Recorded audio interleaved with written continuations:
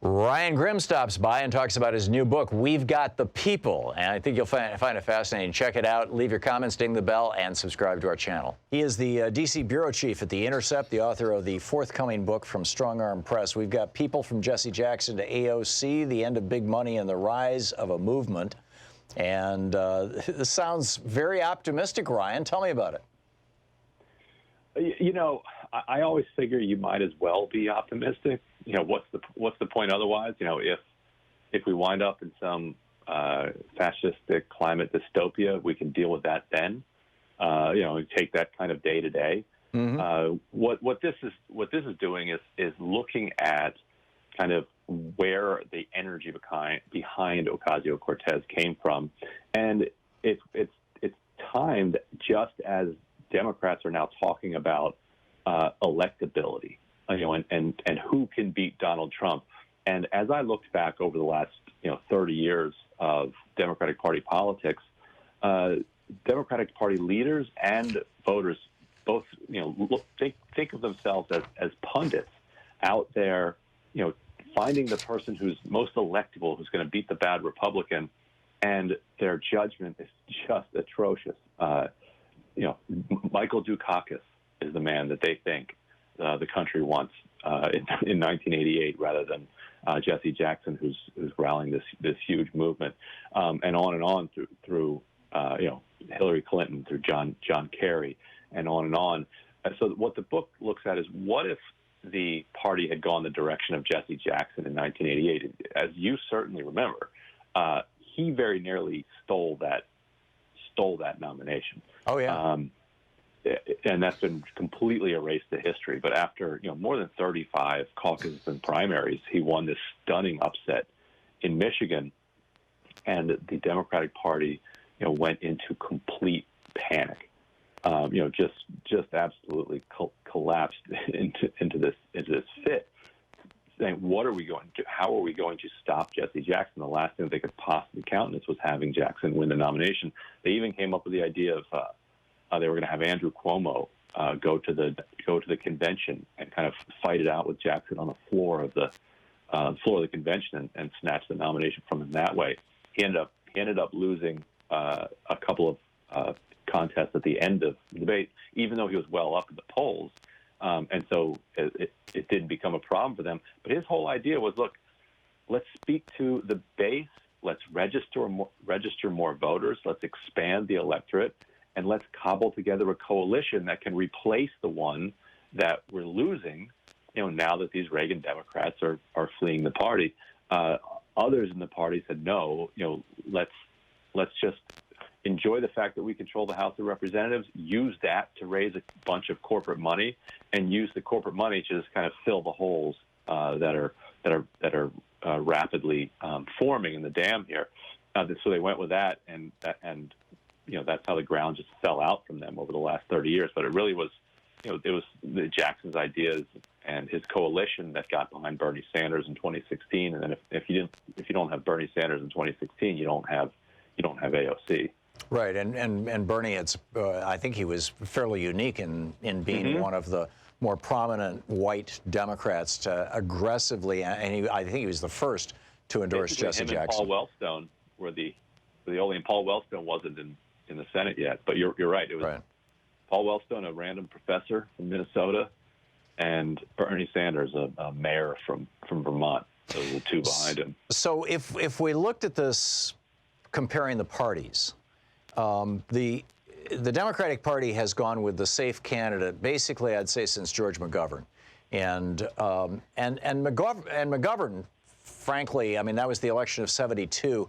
Ed Muskie was the guy who was really rising in the polls. He was quite progressive. By today's standards, we would say, he was sort of middle of the road, but he was. For that day, I'm not sure that that's true, because this was before Reagan had destroyed the New Deal consensus. And so, McGovern may have been, I'd have to go back and look at his policies. I mean, he might have been a lot closer to somebody like Bernie or Elizabeth Warren. But in any case, the strong candidate was going to be Muskie. And Nixon was scared to death of Muskie, so he sends Chuck Colson off to Maine to blow up Muskie's campaign. And you know, one of the stories is that he slipped him LSD in his coffee, and Muskie ended up on the back of that pickup truck or flatbed truck, you know, crying in the snow about his wife. You know, whether that story is apocryphal or not, I don't know. But you know, we do know that Chuck Colson was sent there for dirty tricks and that it worked. And then the reaction of the Democratic Party to that ever since then has been, McGovern was openly anti-war. He was, you know, and he was a World War II hero. I mean, it was amazing.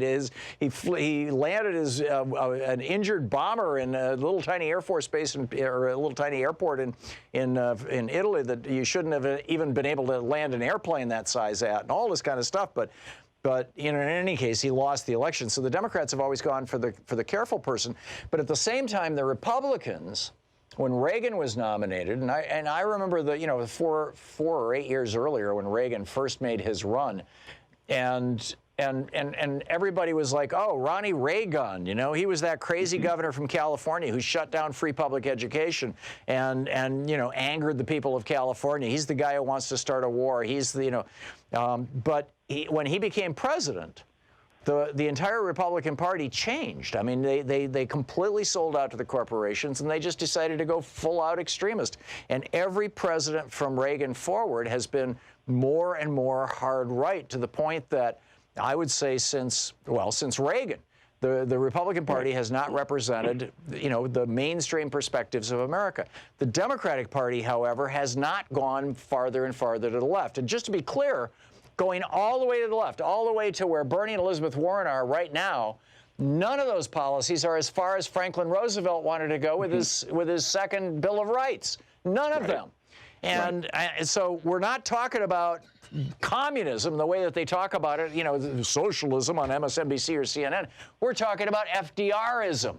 And the Democratic Party has been scared to death of that since Reagan took it down.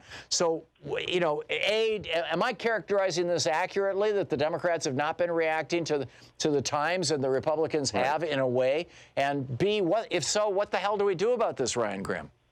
Yeah, definitely. And the argument I'm making in the book is that an entire generation of Democrats were kind of scarred by that experience of Ronald Reagan, because they really believed that Democrats were kind of just destined for a permanent majority status. And so they didn't have to actually think about what their platform was, what they were going to deliver to people. And even after 1980, they felt like they had a lock on the House forever.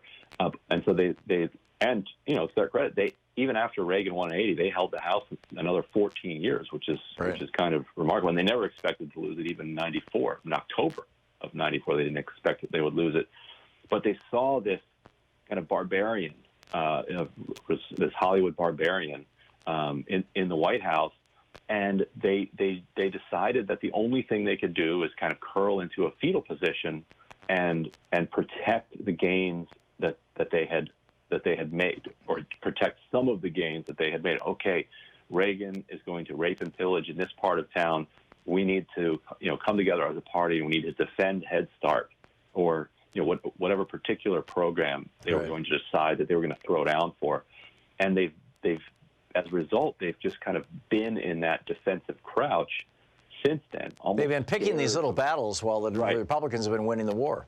Now, the other variable, though, that nobody ever seems to talk about is the fact that the Republicans, because their whole thing is, you know, cut taxes, and has been since Reagan, and you know, a revisit of Warren Harding's campaign, that the Republicans have all these billionaires and these giant corporations behind them, and number one. And number two, particularly since the George W. Bush presidency, they've been willing to lie about things. I mean, George W. Bush nakedly, openly lied us into a war with Iraq, and he had told his biographer even before he got elected, he told Mickey Herskowitz in 1999, who wrote A Charge to Keep, or wrote the first draft of it, that, you know, if he got elected president, he was going to have a war with Iraq. He wasn't going to make the mistake his daddy did and only have it last 100 days. It was going to be long enough that the war was still going when he's up for re-election, so he'd get re-elected. I mean, this has been a Republican strategy. Reagan had his Grenada War. Bush Sr. had his little Iraq war. George W. had his big Iraq war. This is what Republicans do. I think, frankly, Donald Trump is I thought he was trying to get us into a war with Venezuela last week or earlier this week. It didn't quite work out. And now he's decided, well, what the hell? Let's try Iran. Yeah. But so you've got a party that's willing to lie, and you've got a party, and that same party is also funded by, to the tune of literally hundreds of millions or billions of dollars over multiple electoral periods by billionaires who are willing to pay for ads that lie. How the hell, forgive my language, and Ryan, we only have a minute until we're going to hit a hard break. How do the Democrats deal with that?